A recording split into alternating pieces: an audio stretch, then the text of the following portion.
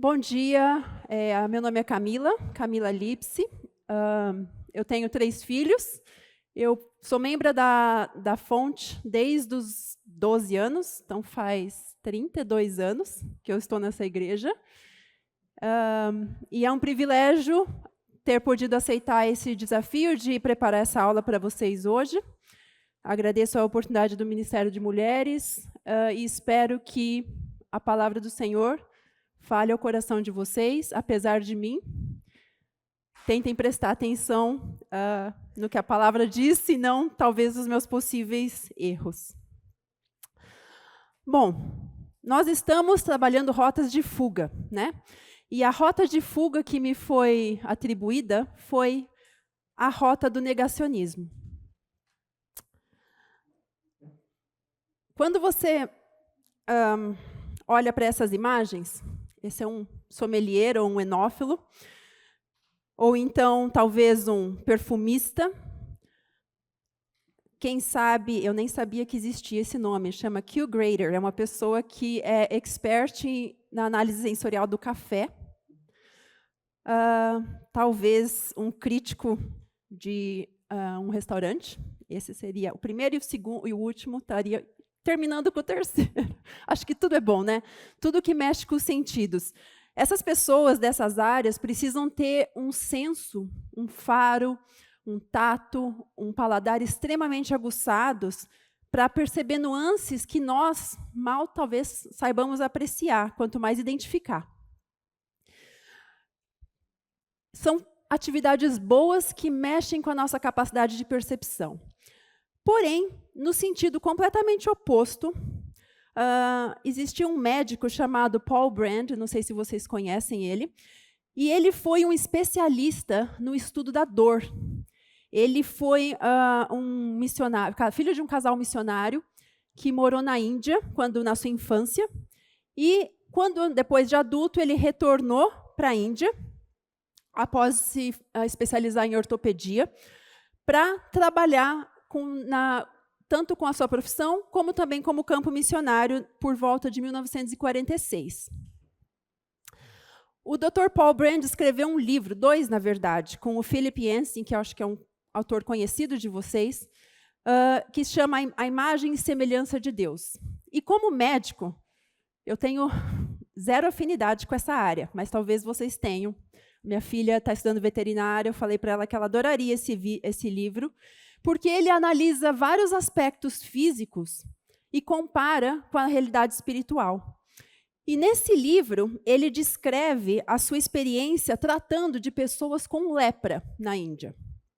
A hanseníase é uma doença que gera um certo preconceito, né? A gente vê o tanto que na Bíblia ela quantas vezes designou vergonha, afastamento, e ele começou a dedicar os seus estudos para tentar entender por que as pessoas vítimas da hanseníase tinham tantas as pontas das mãos ou dos pés tão deformados, porque se acreditava que naquela época a hanseníase causava infecções, como a gente vê às vezes uma eczema, uma dermatite, que você acha que é uma inflamação da pele, aquilo é a causa e não um sintoma. Ele tinha uma percepção diferente. E ele começou a estudar, e entendeu que, na verdade, a lepra, todas essas deformações aconteciam por conta de uma deformação no sistema nervoso. A lepra ataca o sistema nervoso, a lepra não é uma infecção cutânea. E o que ele percebeu com isso é que ele precisava, então, endereçar a percepção de dor das pessoas e não simplesmente aplicar bandagens nas mãos para evitar a má formação e o machucar constante dos membros. E, gente, a dor sempre grita por prioridade, né? A dor, paradoxalmente, apesar da gente não querer encará-la, a dor é aquilo que contribui para a qualidade de vida da gente. Por quê? Porque quando alguma coisa te incomoda, é para dizer que algo não está bem no seu corpo e você é obrigado a parar e endereçar. Né? Ele dá um exemplo muito interessante, na verdade, ele dá muitos exemplos interessantes. O simples caminhar, se você pensar numa pessoa com lepra, e ela tiver que fazer uma corrida de 10 quilômetros, provavelmente ela vai voltar com os pés completamente machucados, feridas, bolhas. Ele vai voltar num estado que uma pessoa normal, e aí independente de se você corra ou não vai voltar naquela condição. E ele começou a tentar entender por quê. E ele entendeu que quando você começa a correr, os seus primeiros 2 quilômetros, você vai pisar de um jeito completamente diferente que você pisa nos últimos 10. Quando você começa a correr, você faz o movimento mais comum de calcanhar, planta, ponta do pé. Então, por 2 quilômetros, você faz o que é natural. Só que o seu corpo começa a cansar dessas 3 pisadas principais. E sem você nem notar, o seu corpo ajusta um pouquinho para a direita, joga um pouquinho para dentro, e aquilo distribui a dor de uma forma que você completa 10 quilômetros, sem insistentemente prejudicar apenas um dos cantos dos seus pés. Isso não acontece com um leproso, né? Ele voltava completamente machucado, sem notar, porque ele não foi capaz de fazer ajuste algum durante a sua caminhada. Mesmo você na cadeira, quando a gente está sentado e a gente cruza a perna para o outro lado, a gente dá uma esticadinha, a nossa coluna começa a dar uma reclamada, e você faz o ajuste que for necessário para que você permaneça em conforto e melhore a sua condição naquele momento. Então, o Dr. Brand diz o seguinte, a dor é direcional. Ela incomoda não para causar desconforto, mas para exigir uma reação em resposta a um perigo. A hipersensibilidade ocorre não como parte de um esquema cruel para introduzir ainda mais o sofrimento ao corpo, mas como uma rápida adaptação que obriga o resto do corpo a dedicar atenção à parte vulnerável. Essa é a dor física. Será que esse mesmo princípio pode se aplicar a nossas dores espirituais ou às nossas feridas, os nossos desconfortos na alma? E eu acredito que sim. Hoje a gente vai trabalhar esses 3 pontos. A gente vai tentar, primeiro, entender qual que é a rota do homem que busca fingir, negar que não há um problema. A gente vai trabalhar depois o processo de recalcular essa rota. E depois a gente vai gastar um tempo entendendo qual que é a rota que Deus espera que a gente caminhe. Então, olhando primeiro sobre a perspectiva da rota do homem. A rota do homem não provê desconforto, né? Eu tentei pegar algumas imagens algumas dizeres que refletem esse nosso pensamento, né? A gente sempre quer o quê? Viver mais por menos, a gente quer mais rápido e melhor, a gente quer apagar a luz no toque do dedo, comida de qualidade com um simples chamar no telefone, a gente quer conveniência, a gente quer... Isso normalmente é o motor do avanço tecnológico, prover o conforto humano, né, aumentar o prazer, tudo que você puder minimizar para aumentar o seu tempo de prazer, vai ser sempre um motor para a humanidade, para planejar mudanças. E aqui nós temos coisas como Carpe Diem, curtir é meu lema, felicidade é minha recompensa, Hakuna Matata, quem aí ainda assistiu, né, o Rei Leão, né, os seus problemas você deve esquecer, isso é viver, é aprender. Será então que a gente projeta essa mesma expectativa de conforto constante na nossa vida espiritual? E será que isso deveria ser, de fato, o nosso alvo? Infelizmente, tem uma má notícia, e não sou eu que diz, né? A Bíblia já diz que o homem natural é propenso a negar, né? A palavra negacionismo, inclusive, tem sido usada de uma forma bastante pejorativa, né? Sempre para descrever alguém que rejeita, que distorce, que nega fatos. Geralmente, fatos esses que são inquestionáveis, porque eles têm alguma evidência científica ou ideológica. Isso não é novidade para o Senhor. Ele já disse que o homem natural é o maior negacionista espiritual que existe. Lá em Romanos, ele diz, porquanto o que de Deus se pode conhecer, nele se manifesta, porque Deus o manifestou. Tendo conhecido a Deus, não glorificaram como Deus. Dizendo-se sábios, tornaram-se loucos. Eu pus o texto todo na projeção, mas perceba que o que de Deus se pode conhecer é evidente na criação. Não tem como negar. São vistos claramente.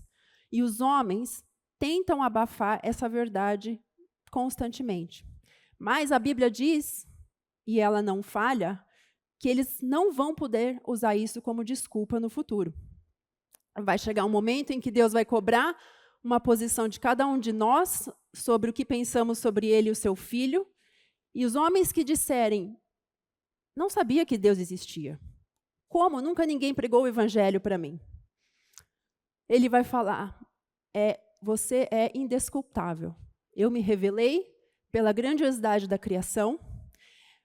Você tentou esconder, abafar essa verdade com o seu racionalismo.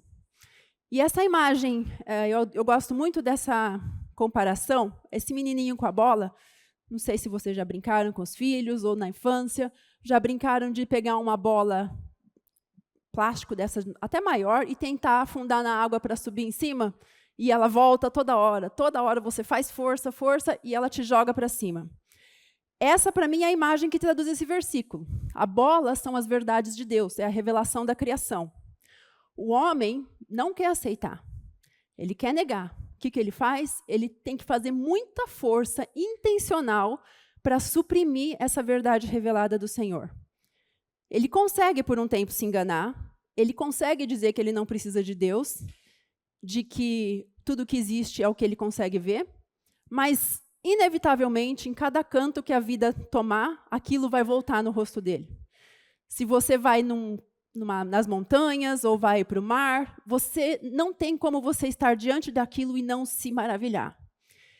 E, principalmente as pessoas que se dizem tão cientistas, tão conhecidas da razão, inclusive muitos cientistas, na verdade, foram cristãos, mas a gente nunca recebe essa informação. Muitos se converteram no processo de estudo da ciência, dizem que não dá para você estar diante dessa revelação e não se transformar o seu entendimento sobre quem é Deus. Jesus também recebeu negacionismo.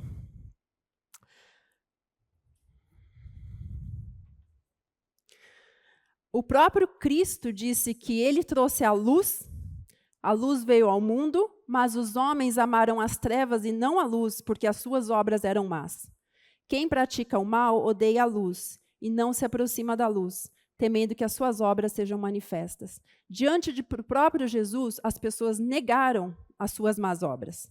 Negaram porque viram que não era condizente continuar sendo quem eles eram ao lado do que Jesus dizia ser santo.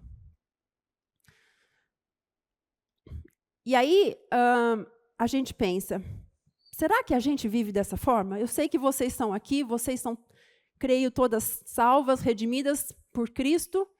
Você diz, mas eu não nego que Jesus existe, eu não nego a sua obra redentora, mas você tem que lembrar o seguinte, esse traço de negação veio conosco, e só vamos nos livrar dele quando estivermos diante de Deus na glória. Até lá, a gente vai continuar lançando mão da nossa habilidade irracional, infantil e ingênua de negar o que está tão evidente.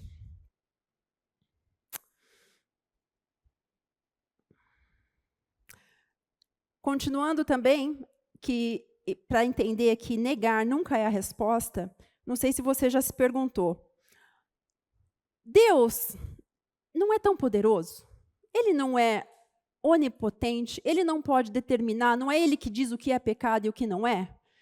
Por que, então, ele não pôde simplesmente dizer, todos estão perdoados?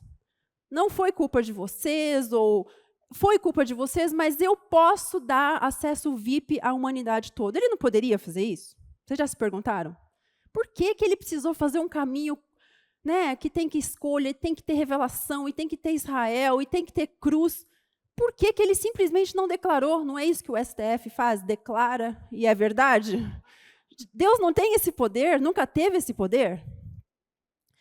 E aí que a gente não entende, às vezes, o que é que o amor de Deus, o que o amor de Deus quer fazer por nós, está sempre limitado ao seu caráter de justiça. Deus só pode fazer aquilo que a justiça dele permite. A justiça dele determinou que o salário do pecado é a morte. E se o salário do pecado é a morte, para ele atender ao desejo dele de nos salvar, de nos redimir, ele precisava ir pelo caminho que não envolvia a negação. Ele precisou sair da sua zona de conforto e, na verdade, a maior saída da zona de conforto que alguém pode imaginar, que foi de sacrificar o seu próprio filho em nosso benefício. Deixa eu só...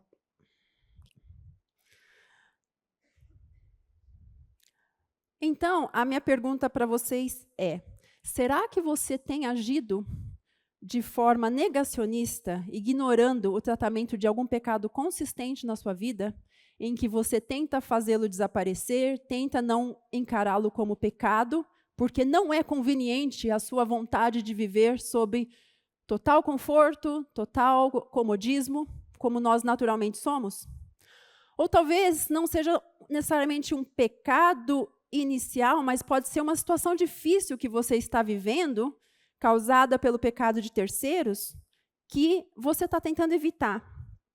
E sempre, um problema, sempre vai ter a raiz no pecado. Por quê? Ou vai ser o seu próprio pecado pessoal, você está colhendo consequências de más escolhas que você fez, ou vai ser porque nós vivemos no mundo caído e as circunstâncias que nos rodeiam, as circunstâncias adversas, são sempre resultado do pecado. Seja uma doença, seja um desastre natural, seja uma pandemia, enfim, todas são decorrentes do pecado. Então, o pecado vai estar sempre no cerne dos nossos problemas.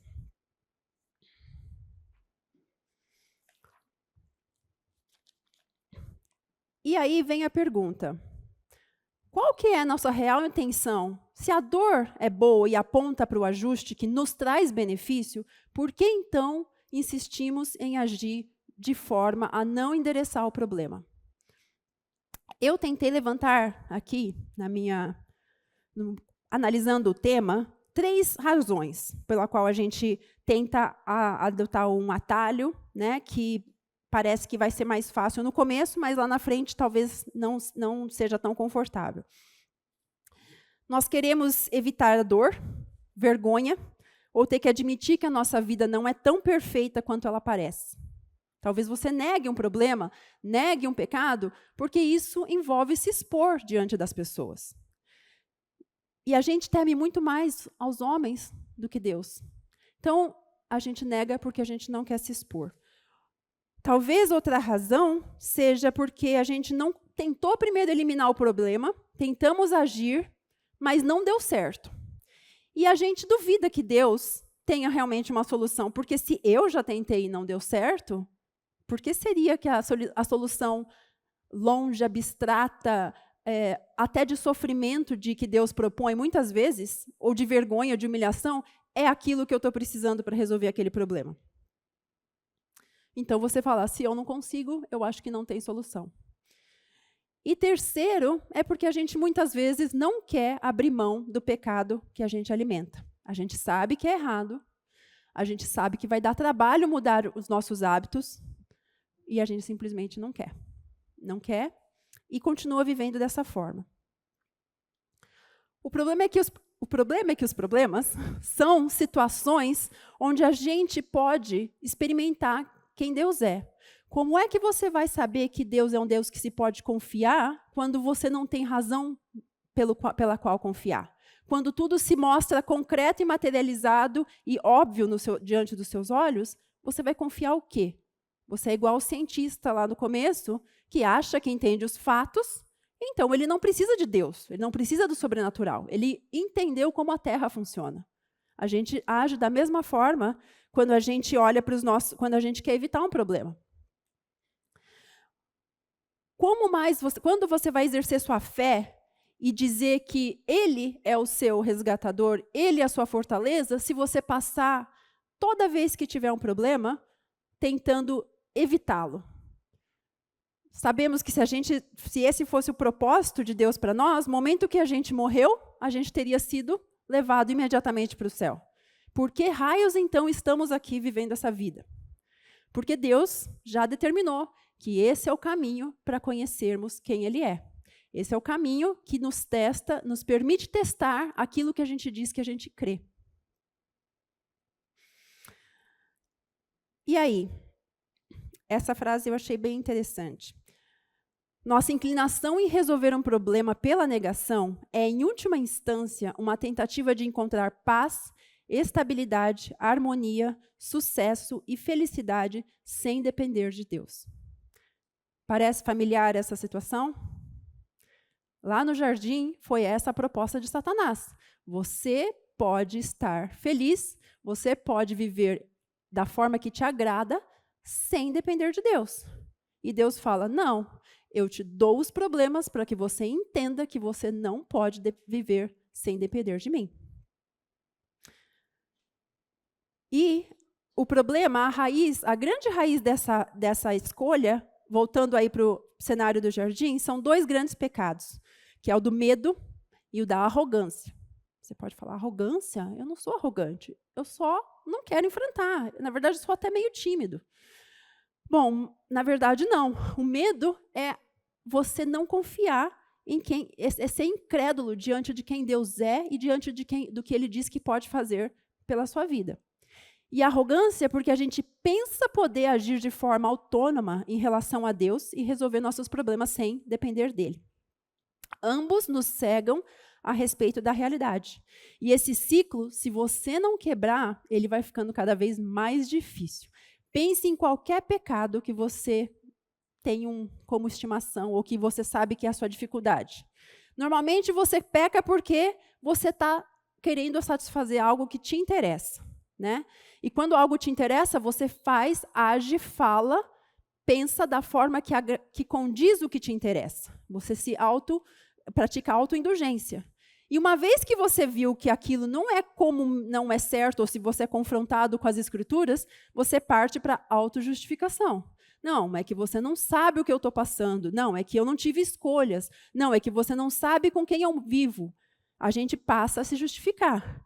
E quando a gente se justifica, a gente cria uma realidade falsa. A gente cria um cenário, a gente racionaliza de tal forma que a gente distorce a realidade. Pense se isso não é verdade. Toda vez que eu faço análise, eu penso nos meus problemas, é exatamente isso. Eu transformo a interpretação da realidade para a minha desculpa poder caber naquela situação. E toda vez que eu estou enganada, eu estou me colocando como eu num pedestal, porque eu passo a buscar coisas que me agradem. Eu me coloco no lugar de Deus, eu pratico idolatria. Aquilo só pode gerar mais autoabsorção, mais autoindulgência, autojustificação, autoengano, e você vai ficar externamente numa espiral de pecado. Um vai puxando o outro, um vai alimentando o outro. Aí você pode pensar, puxa, será que tem alguma coisa que eu estou vivendo dessa forma? Será que tem alguma questão que eu estou tentando abafar e eu não estou evitando tratar de forma bíblica? O objetivo da vida espiritual é aprender a lidar com os problemas, não da forma mais confortável para nós, mas utilizando os mecanismos que Deus providenciou para que a gente possa crescer e avançar espiritualmente. E agora, eu quero que vocês... Quem aqui é da época da Capricho, que fazia testes na revista? Hoje eu nem sei em que nível essa revista pode estar, porque o mundo mudou muito. Mas na minha época era interessante. A gente sentava com as amigas, não podia marcar a resposta, porque senão a outra via, você pegava um papelzinho, tinha os testes da revista Capricho. A gente adorava, porque no final dava um diagnóstico sobre quem a gente era, qual era o nosso estilo preferido de vários assuntos. Então, nós vamos fazer um quiz aqui. Vocês vão pegar o celular de vocês, vocês vão apontar para esse código aqui. As respostas são completamente anônimas, não tem certo e errado. Eu quero simplesmente que vocês comecem a responder as perguntas com sinceridade. Quem gabaritar não vai para o céu direto hoje, sinto lhe informar. Mas comecem a responder e espero conseguir aqui tentar projetar na tela as respostas à medida que elas forem chegando.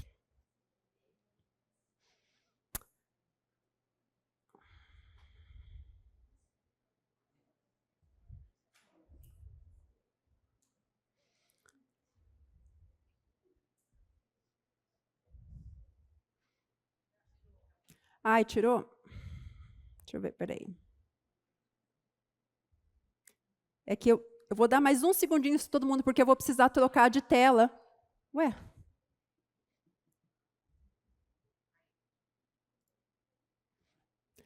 Todo mundo já capturou o código? Eu vou precisar trocar, porque eu não sou tão tecnológica assim, eu fiz o que me foi permitido. E eu vou precisar trocar de tela aqui para poder mostrar as respostas com vocês. Vai sair agora.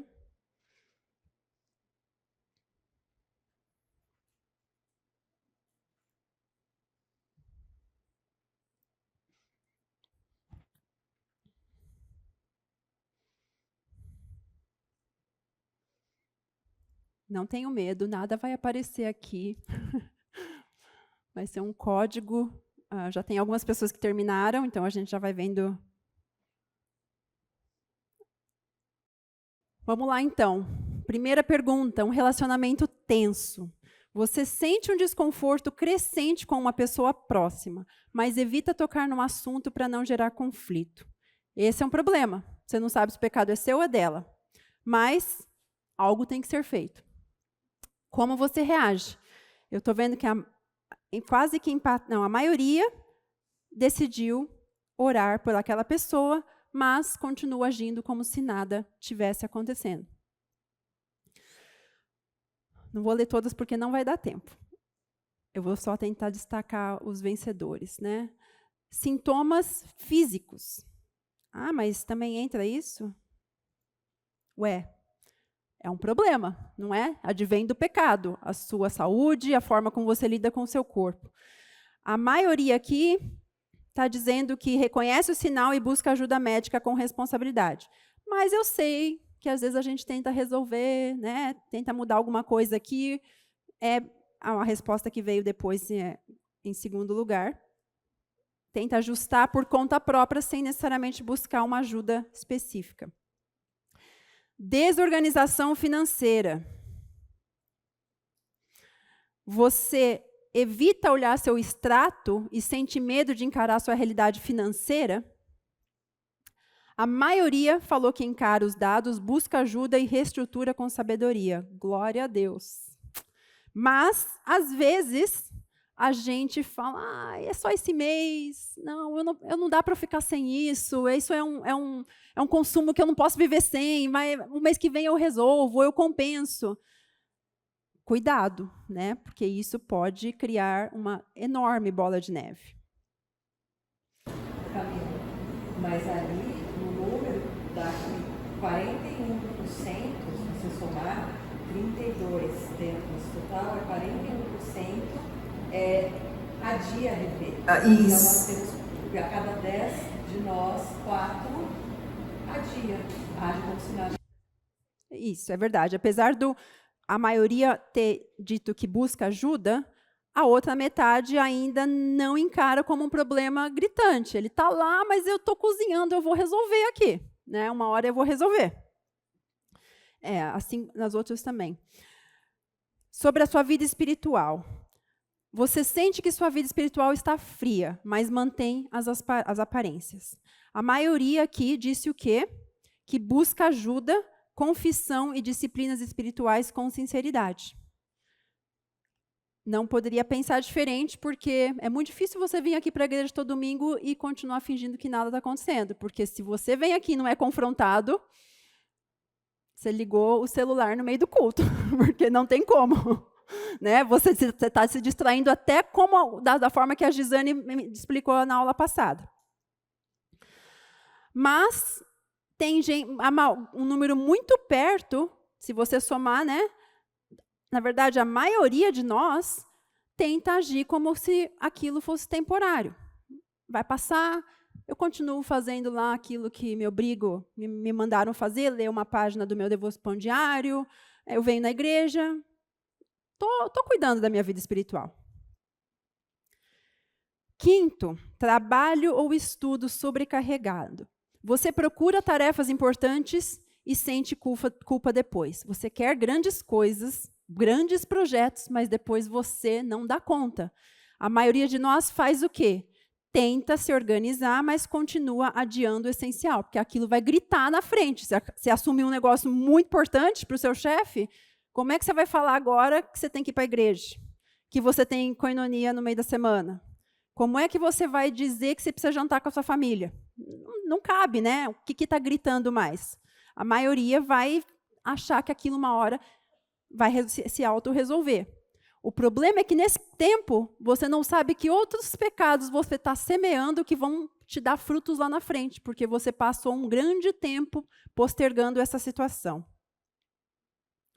Falta de perdão. Você foi ferido e evita lidar com o assunto diretamente. A maioria faz o quê? Ora pela pessoa, mas não vai atrás para se reconciliar.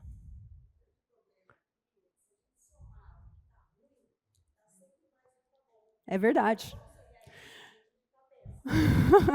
Reprovaram no teste da Capricho, gente. Não, lá no final, tinha lá, se você pontuasse tanto a tanto, você ia vendo a faixa, quanto negócio, dependendo do teste, você sabia que se fosse juntando muito ponto, você já ia dando umas respostas diferentes, né? Você sentia a tendência do negócio. Camila, nesse caso, por exemplo, 23 corresponde a 29,8%. Então, 29,8% de nós lida da forma bíblica em relação aos relacionamentos. 70% de nós que estamos aqui não faz o que a Bíblia fala. E esse é um problema específico. Talvez você fale, no 5 eu dou conta, eu sei a resposta e eu consigo. Mas no 6, para mim, é muito difícil. Óbvio que a gente tem nossas áreas de fraqueza e de dificuldade diferentes. Nós temos capacidade de cumprir mandamentos com mais facilidade que outros. Mas a questão é, em alguma área você vai negar. Em alguma área você vai fingir que aquilo não está acontecendo. E, como a Liu falou, um terço é pouco, né? Apesar de ainda ser algo assim maravilhoso, porque eu acho que se você for fazer essa pergunta fora, você nunca teria... As pessoas não buscam reconciliação naturalmente, porque é difícil, né? Tem que ir lá, explicar, mexer na ferida, se humilhar. Você não quer também causar desconforto na outra pessoa. E, por fim, porque o nosso tempo não vai permitir que eu me gaste muito aqui, voltei no exemplo da aula, no tema da aula anterior, que é a distração, né? O uso excessivo de entretenimento é um problema.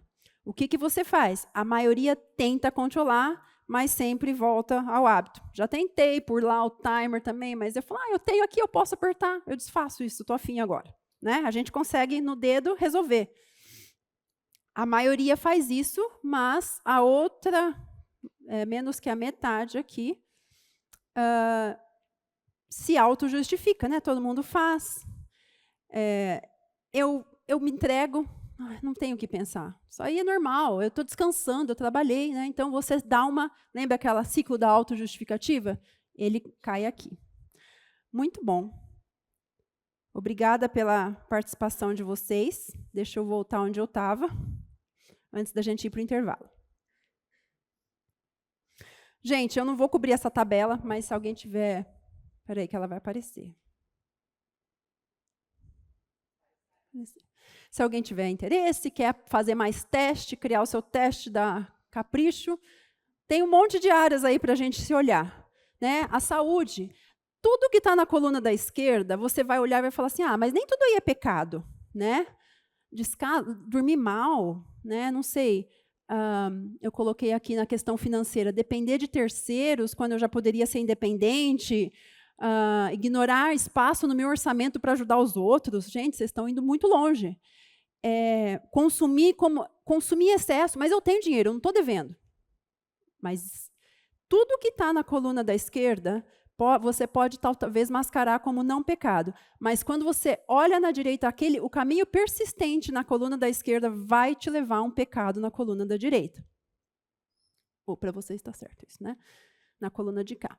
E aí, por isso que eu pus aqui, se vocês quiserem olhar, eu tentei agrupar versículos que definem as consequências ou a prática habitual desses comportamentos negacionistas como pecado. Deixa eu ir no outro aqui. Na área de trabalho e estudo, procrastinar a tarefa, evitar pedir ajuda, sobrecarregar a agenda de forma que não tem espaço para a palavra. O que você faz? Aí você fala que você está com burnout. Você começa a se afastar de Deus. Você começa a achar que você está controlando a sua vida, porque você está tomando as decisões que lhe impactam aqui, agora. Já vou acabar aqui. Vida espiritual, mesma coisa. Não ignore. Você está com dificuldade, você está desinteressada, conversa com alguém, confessa seu pecado. A gente vai trabalhar isso mais lá para frente.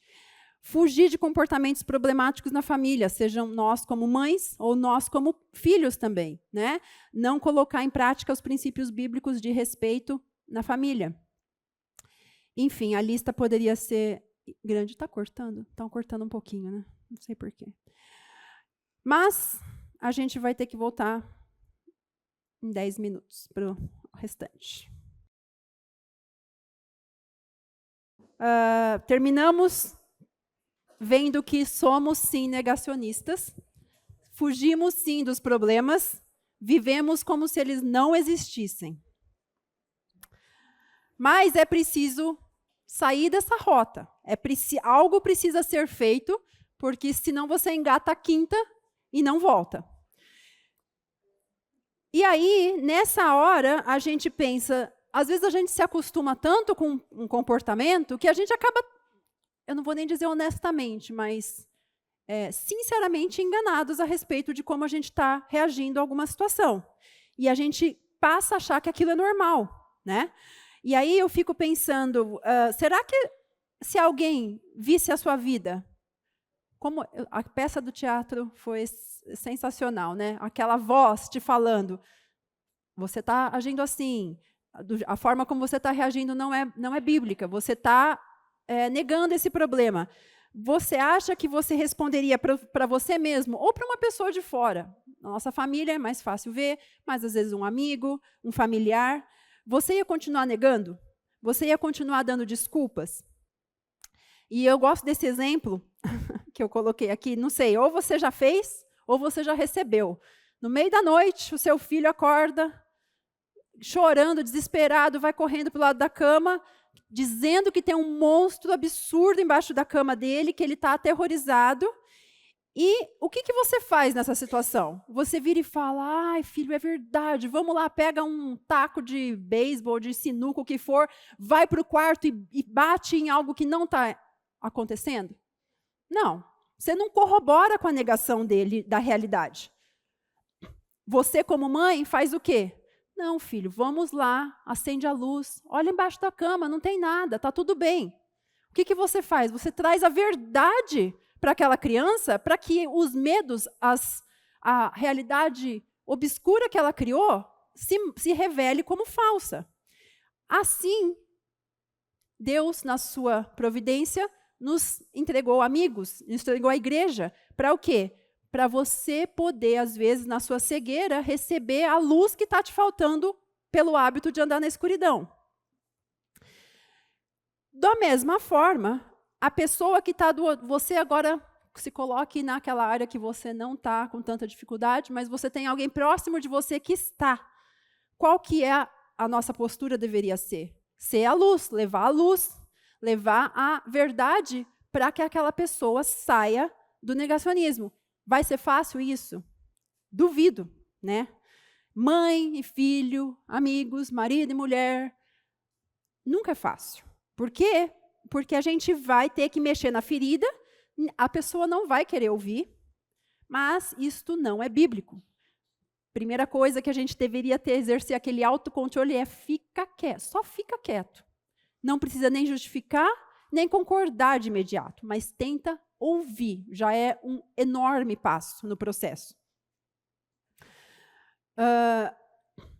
E um verdadeiro amigo que enxerga no outro a atitude negacionista tem a obrigação em Cristo. Isso não é assim, se eu tiver afim, se aquela pessoa me der abertura. Óbvio que você vai exercer de muita sabedoria e não vai chegar aqui apontando, até porque eu duvido que todas nós tenhamos essa intimidade e esse conhecimento com todo mundo que está aqui.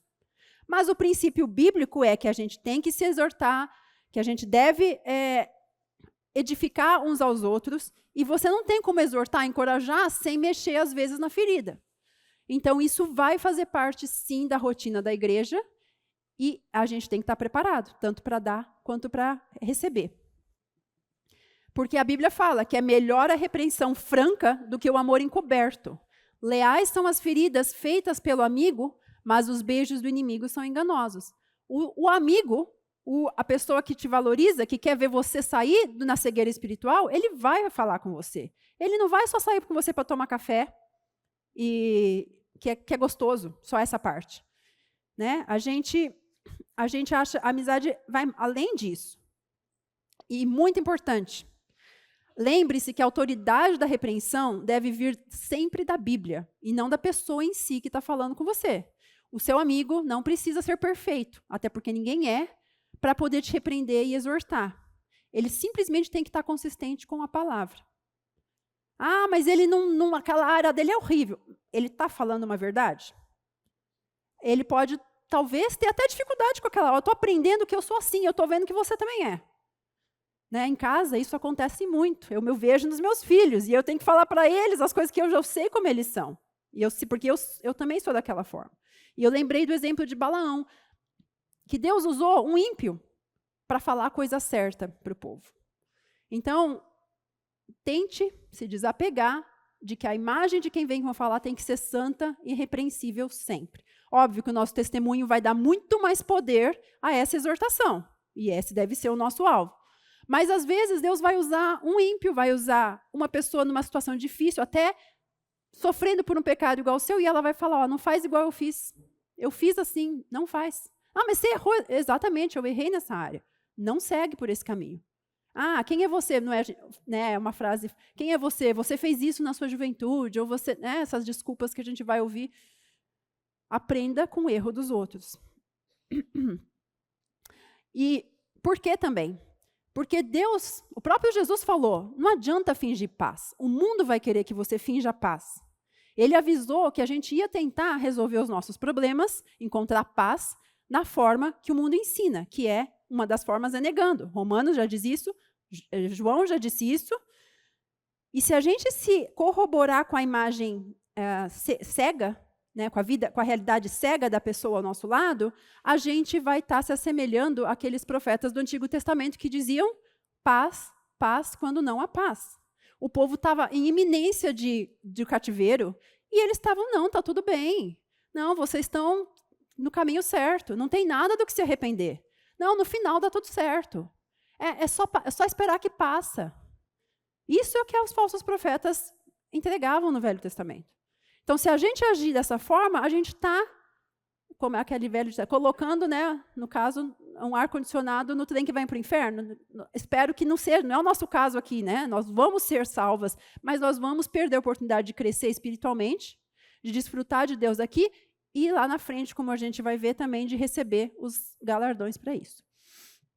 Eu vou dar um exemplo. Eu não tinha um exemplo tão curto como foi maravilhoso da Gisane da aula passada, que dava para ler diretamente na Bíblia, porque esse exemplo se desdobrou ao longo de 5 capítulos. Então, eu dei uma condensada, e a Cíntia vai ler para a gente os textos.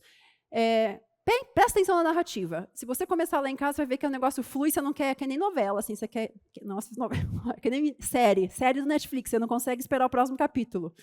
Né? Porque novela é meio... Mas é legal, porque você vai vendo o enredo do desenrolar da história, e você vai vendo, pulando, né? Vamos prestar atenção. Davi liderava seu povo com bravura, enfrentando desafios e conflitos que moldavam a história de seu reino. Joabe, um dos seus generais, conquistou Rabá, a cidade dos Amonitas, e enviou uma mensagem a Davi pedindo que reunisse seu exército para tomar a cidade completamente, garantindo que seu nome fosse lembrado pela vitória.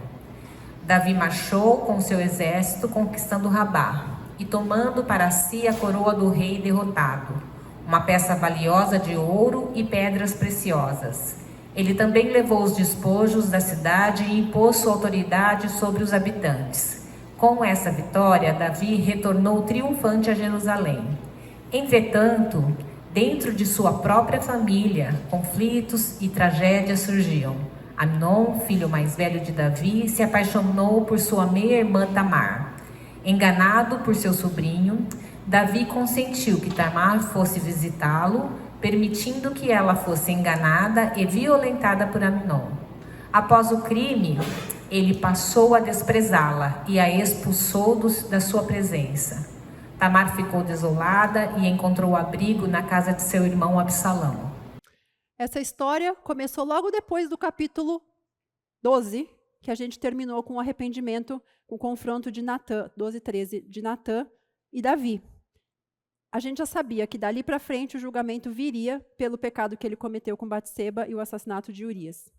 E ele foi restaurado, graças a Deus, Deus é misericórdia, mas as consequências permaneceram. Mas, ainda no processo de disciplina, de consequências que ele não podia mais evitar, ele ainda teria escolhas. É o que a gente vai ver ao longo dessa história. A princípio, ele já voltou, foi para a guerra, já fez algo bom, né? Da outra vez, ele não foi para a guerra, ele ficou lá. Então, ele começou fazendo a coisa certa. Da outra vez, a coisa degringolou porque eu perdi o foco. E diante desse primeiro episódio de julgamento sobre a casa de Davi, ele se irou. Ao saber de tudo isso, ele se irou, ou seja, ele tomou conhecimento da situação. Porém, ele escolheu ignorar o problema e o mandamento que lá em Levítico 20:17 falava que ele deveria punir seu filho por tamanha atrocidade. A irmã foi violentada. Revoltado, Absalão jurou vingança e 2 anos depois tramou a morte de Amnon durante um banquete. Absalão e Tamar eram filhos de uma mulher síria a quem Davi havia tomado por esposa.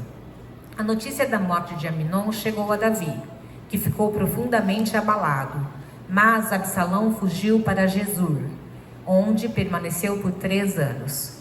Eventualmente, Joabe percebeu que Davi sentia falta do filho e elaborou uma estratégia para convencê-lo a trazê-lo de volta. Ok, o pecado de estupro da filha se transformou agora o quê? De homicídio de Absalão, que era irmão completo de Tamar, se revoltou com a situação e assassinou seu meio-irmão Amnon. Precisou fugir para fora da terra, porque ele deveria ser julgado, mas ele encontrou refúgio na cidade da sua mãe. Mas passaram-se 3 anos e Davi começou a ficar com saudade do filho assassino dele. A ira do rei contra Absalão cessou, pois ele se sentia consolado. Passou. O tempo cura as feridas, não cura? Joabe, comandante de Davi, planeja convencer o rei a perdoar e trazer Absalão de volta. Tentando imitar a estratégia que antes funcionava por meio de Natã, ele instruiu uma mulher dita sábia, de Tecoa, e engenhosamente contar uma história para demonstrar que, em circunstâncias excepcionais, seria permitido dispensar a execução de um assassino, especialmente quando envolvia a destruição do último herdeiro da linhagem real. A história que ela contou estava longe de ser um retrato fiel. Cheia de meias-verdades e atendendo aos desejos do coração de um rei que caminhava longe de Deus, convenceu-o a tomar uma atitude que refletia a clara quebra de um mandamento. Eu não sei porque ele corta. A mulher segue o plano, emociona Davi e o leva a prometer proteção ao suposto único filho sobrevivente. Em seguida, ela revela que a história é uma ilustração da situação de Absalão, o próprio filho do rei, que está exilado. Ela argumenta que Deus busca restaurar os afastados, não destruí-los. Davi percebe que Joabe está por trás de tudo. A mulher confirma, e o rei, convencido, manda que Joabe traga Absalão de volta. Ele trouxe o filho de volta, que estava praticamente exilado por conta do assassinato, mas ele sabe que ele tinha que ter tomado uma atitude lá atrás, lá com Amnon, que ele não tomou. Não tomou com Absalão também. Só que ele sente saudade do filho. Ok, é pai, a gente até entende. Para tentar conciliar as duas necessidades, que ele faz? Pode voltar, Absalão, mas não aparece no palácio, porque a vergonha, ele seria exposto à omissão dele diante de todos. Então ele fala, você vai, você fica. E Absalão ficou 2 anos, digamos, proibido, excluso da presença do rei, por conta de determinação de Davi, porque ele queria poupá-lo da decisão que ele deveria tomar. Ao longo dos anos, Absalão conquistou a simpatia do povo com sua beleza e carisma. Ele começou a plantar a ideia de que poderia governar melhor do que seu pai, e assim conspirou para tomar o trono. Quando conseguiu apoio suficiente, proclamou-se rei em Hebrom, levando Davi a fugir de Jerusalém para evitar um confronto direto. A guerra civil se instalou, e Davi reorganizou suas forças, confiando em seus leais comandantes. Na batalha decisiva, os exércitos de Absalão foram derrotados e o próprio Absalão encontrou um fim trágico ao ficar preso em uma árvore enquanto fugia. Joabe, sem hesitação, ordenou sua execução. Quando a notícia chegou a Davi, ele ficou devastado e chorou inconsolavelmente pela perda do filho.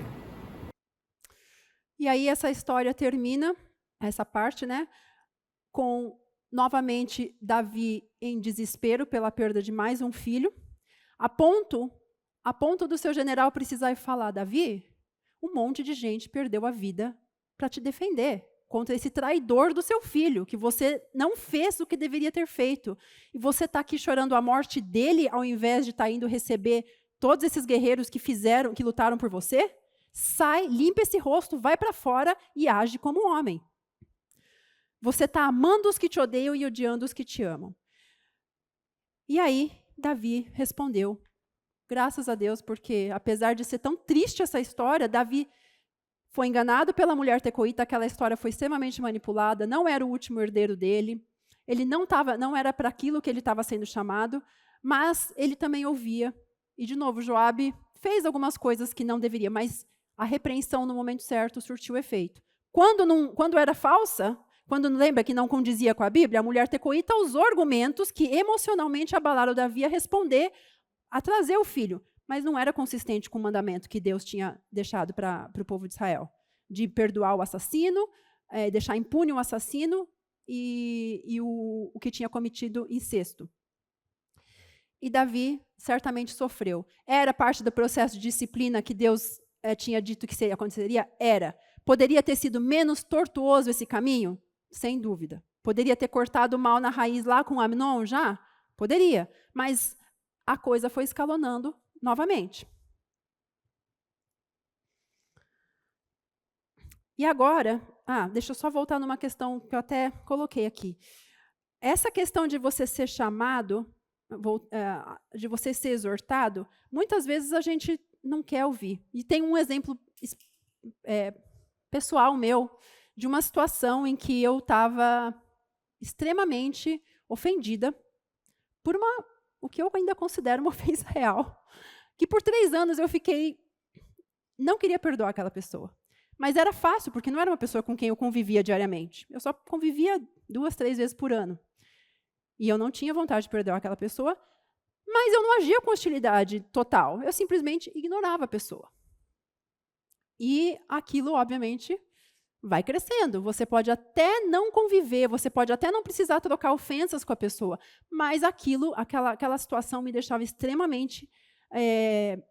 só de pensar nela, eu ficava irritada. E eu lembro, conversando com a minha amiga Luana, que aqui até está, eu falei, não, mas eu perdoei, agora aquilo não me incomoda mais, eu já sei que é assim, eu já aceitei que é dessa forma. Ela falou, mas, amiga, você não perdoou. Ela falou exatamente com essas palavras. Eu falei, eu perdoei. Não acontece mais nada, eu não vou falar mais nada, eu desencanei desse assunto. Ela falou, você não perdoou.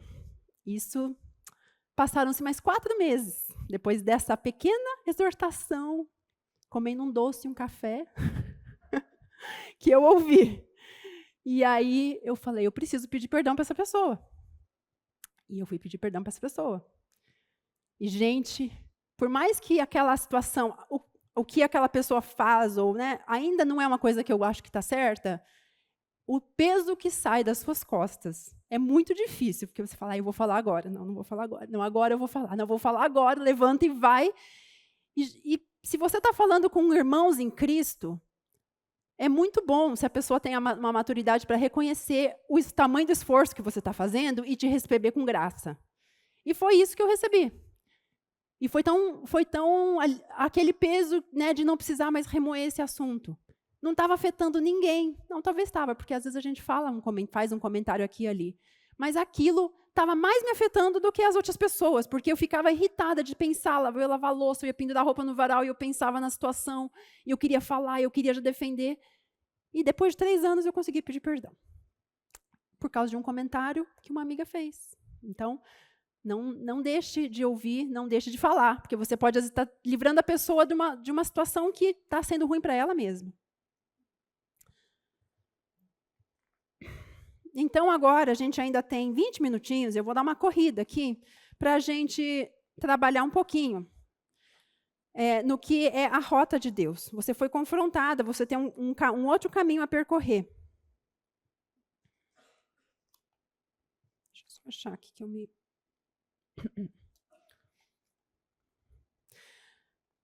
Bom, a gente precisa entender o quê? Que o sucesso da vida cristã não se configura em viver uma vida sobrenaturalmente sem problemas, plena e tranquila. Isso não é assim, você está bem com Deus, está tudo bem na sua vida. Isso não é sucesso ou evidência de que você vai bem com Deus. Na verdade, o que tem de sobrenatural na vida é a forma como a gente lida com os problemas. Isso que é o poder de Deus se manifestando na fraqueza, e não havendo fraqueza. Deixa eu ver se eu... estou nesse versículo. E aí, esse versículo eu estava lendo com meu filho, né, Deuteronômio, tem tantas coisas que você vai passando, mas esse versículo grudou na minha cabeça, porque muitas vezes a gente ouve Deus falando, vocês têm que obedecer aos meus estatutos para que tudo te vá bem, você tem que fazer para que não deixa de fazer, senão vai mal, você vai ser disciplinado. Mas no versículo 6 e 7, ele fala assim, guarda e cumpre esses mandamentos, porque isso vai ser por sabedoria e entendimento perante os olhos dos outros povos. Bom, a gente sabia.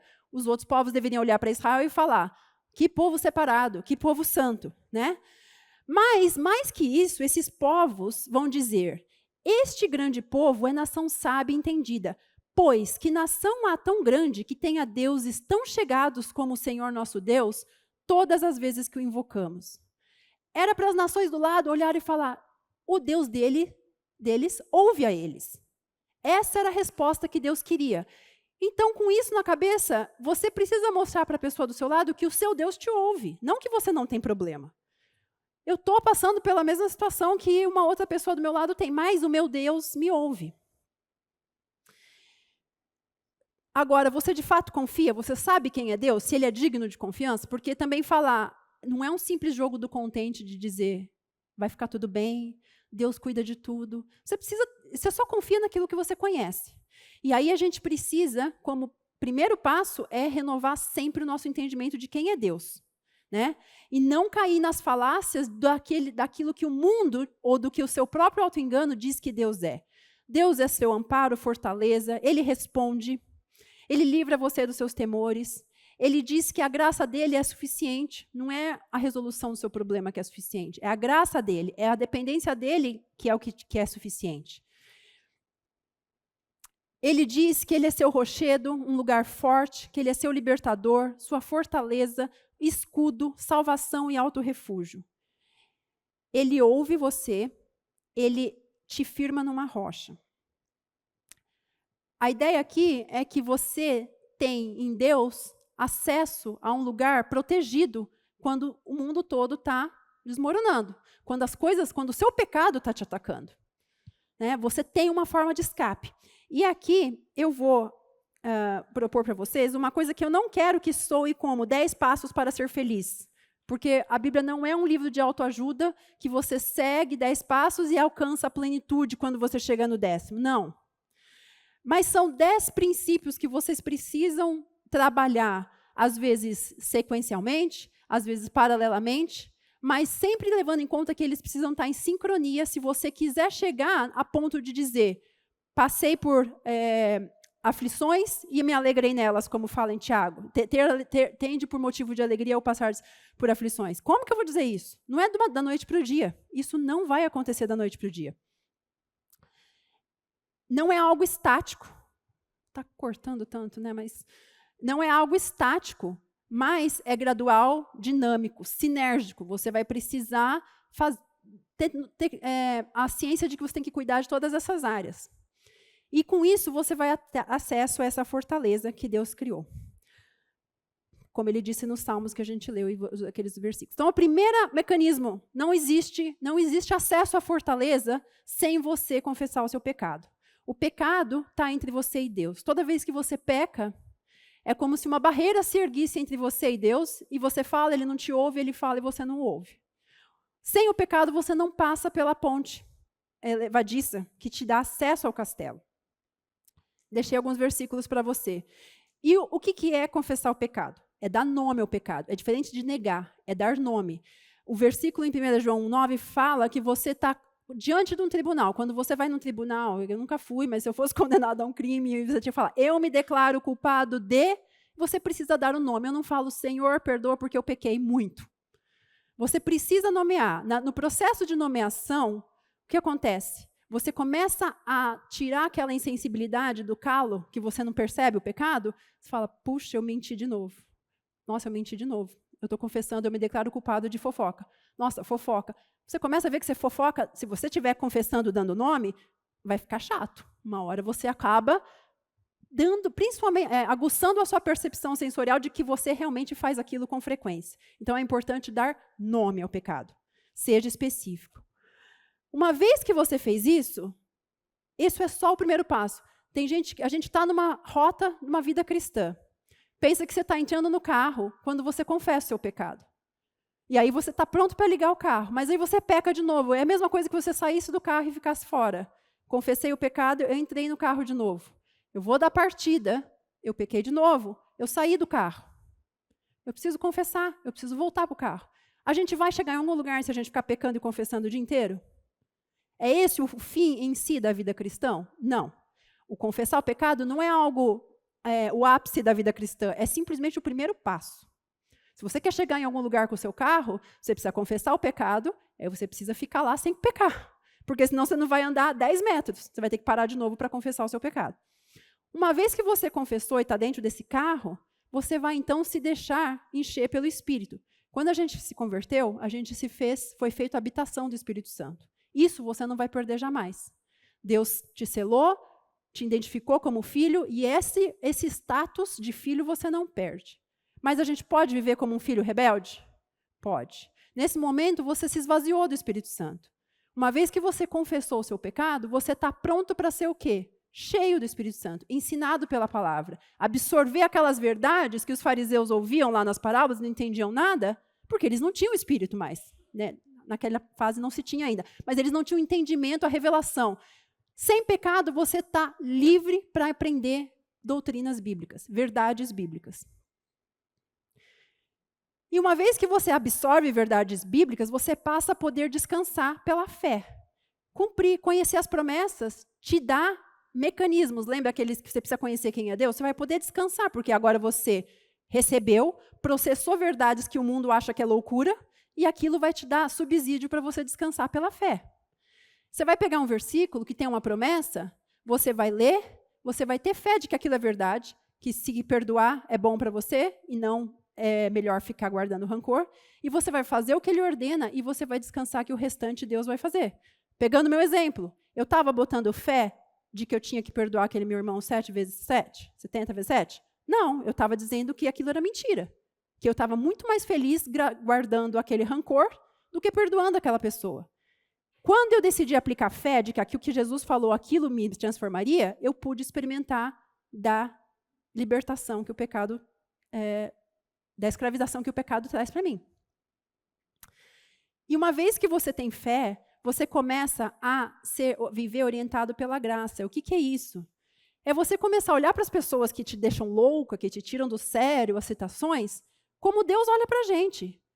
Você vai poder olhar para a pessoa que não merece o seu bom tratamento porque com os mesmos olhos que Jesus olha para a gente. A gente merecia alguma coisa? Nada. A gente precisou fazer alguma coisa para Jesus decidir morrer na cruz pela gente? Não. Quando você começar a olhar com graça para as pessoas, porque você entendeu o que ele fez para você, você começou a viver orientado pela graça. Isso vai te poupar de inúmeros problemas e situações desagradáveis. Finalmente, você vai viver orientado pela palavra. Você vai começar a ver que a palavra tem, sim, solução para todo santo problema que você vive. Não são exclusivos do século XXI. A palavra endereça toda e qualquer dificuldade que a gente possa ter. E vai se aplicar ao quê? Fazer da palavra a sua prioridade, não para encher um caderno, mas para meditar, para memorizar, para ser um estilo de vida. Você pode, então, começar a ganhar senso de destino futuro. Bom, se eu estou vivendo pela graça, agindo com graça para os outros, Deus cumpre o que Ele fala, e Ele está dizendo que no futuro eu vou ter uma realidade diferente, essas coisas começam a afetar a forma como eu vivo aqui. Eu não vivo mais para fazer a autoindulgência, né, de satisfazer os meus próprios desejos. Eu sei que as minhas obras vão ser julgadas, eu vou receber um galardão por isso, eu vou reinar um dia com Cristo, então eu quero estar apto para receber essa responsabilidade, e eu vou viver de forma a me qualificar para essa posição que vai vir no futuro. Porque isso vai ser uma honra para mim e uma forma de eu devolver a glória para Deus, por tudo que Ele fez. E aí você desenvolve um amor por Deus, um amor pessoal. Esse amor pessoal é diferente do que está no 8, que é um amor impessoal. Você começa a criar apreço por Deus. Quando você é criança, você ama seu pai e sua mãe porque eles te dão comida, te põem na cama para dormir e te dão um teto para morar. Você é grato a Deus porque Ele te provê, seus pais, porque eles te provêem coisas essenciais. É assim quando a gente se converte. Ai, Deus me salvou do inferno. Estou livre. Escapei. Você ama porque você se viu livre de uma situação ruim. Agora, nesse estágio, você começa a amar a Deus por quem Ele é. É aquele amor que um filho tem pelo pai quando os pais já estão mais velhos. Você não precisa mais dos seus pais.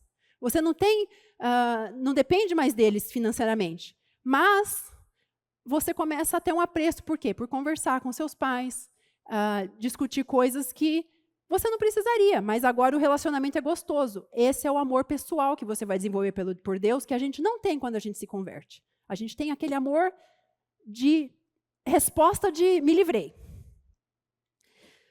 Só que isso te viabiliza ao quê no passo 8? A ter um amor, esse sim, impessoal, porque ele é incondicional e ele reflete o amor de João 3,16. Aquele amor que Deus deu para a gente quando a gente não era amigo de Deus, como no 7 a gente quer ser. É o amor que te permite fazer o bem pela outra pessoa, mesmo quando você não gosta. É incondicional. Você não precisa nem conhecer a pessoa. O simples fato dela ser imagem e semelhança de Deus te motiva a querer o bem, mesmo que a pessoa seja um ativista louco gritando no meio da rua, falando absurdos. Você vai olhar para aquela pessoa na televisão e vai falar, tem misericórdia. Ao invés de, talvez xingar, responder de uma forma com julgamento, nesse sentido de se perca. E aí você começa, então, a viver, sim, uma vida ocupada com Cristo. Focar como Ele no centro da sua vida, imitando Ele em todos os aspectos. No 9º passo, Jesus o objetivo da gente se assemelhar a Ele está muito mais latente aqui. E aí, só no 10, a gente às vezes lê Tiago lá e a gente já quer começar a se alegrar com os problemas agora. Não dá. É difícil, isso não é dinâmico. Lembra que não você vai construindo essa habilidade à medida que você passa tempo dentro dessa fortaleza. E aí, a gente vai conseguir, sim, suportar as dificuldades, as vicissitudes da vida, como Jesus suportou a cruz. E para terminar aqui, só uma outra forma de ver esses 10 passos, a gente precisa pensar dessa forma. Os primeiros 5 são como que a nossa infância espiritual. Se você não aprendeu esses 5 passos, nem adianta querer fazer o 10. Você pode até tentar, mas você vai se frustrar e vai dizer que Deus não é tão bom assim. Porque você não está sedimentado nos passos que normalmente a gente responde na infância espiritual. À medida que você amadurece na fé, você passa para a adolescência, começa a entender para onde você vai, que a vida não se resume a viver isso aqui. E aí você vai a tal da maturidade espiritual que a gente tanto almeja, mas tanto foge do caminho que leva a ela, é para chegar. Para você ser um Moisés, um Davi, um Paulo, um João. Aquele estágio que a gente gostaria que chegasse mais rápido e com menos dor. Mas não existe. O caminho é esse. Esse é o caminho que vai te levar. E, por fim, Deus nos chama a não ignorar problemas, mas enfrentá-los com coragem e fé. Se você crê nisso, você vai finalmente viver a promessa que tem lá em Salmos, que diz que para a gente provar e experimentar que o Senhor é bom e como é feliz o homem que nele se refugia. Amém? E é isso. Vou orar para a gente terminar. Senhor Deus, nosso Pai, somos tão gratos, Senhor, porque a Tua palavra é clara, é lógica, é consistente, é verdadeira e nunca falha, Senhor. Na Tua palavra, somos despidos da nossa cegueira, Senhor. Somos confrontados como o homem que se olha no espelho, Senhor, e não tem como negar que precisa de conserto, Senhor.